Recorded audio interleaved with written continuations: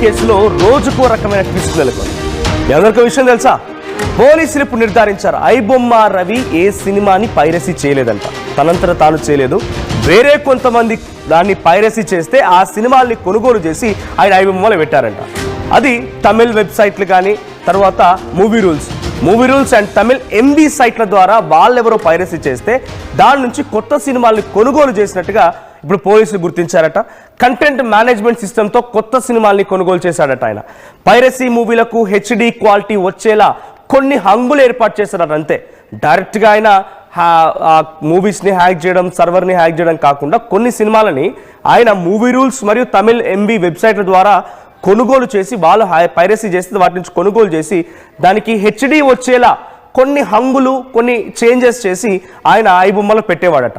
సైట్లో యాడ్స్తో, ఆయన సైట్లో వచ్చేటువంటి యాడ్లతోనే కోట్ల రూపాయల డబ్బులు సంపాదించాడు రవి. స్నేహితుడు నిఖిల్ సాయంతో ఐబొమ్మ పోస్టర్లను కూడా డిజైన్ చేయించుకున్నాడట. సో ప్రజెంట్ ఈ విషయాన్ని పోలీసులు నిర్ధారించారు. సో పోలీసులు చాలా స్పష్టంగా నిన్న additional CP, cyber crime additional CP Srinivas media సమావేశంలో ఈ విషయాన్ని వెల్లడించారు. ఆయన తెలుగు రాష్ట్రాల్లో ఇప్పుడు చర్చనీయాంశంగా ఉన్నటువంటి ఐబొమ్మ కేసు విషయంలో ఇప్పుడు రోజుకో రకమైన ట్విస్ట్ బయటపడుతోంది.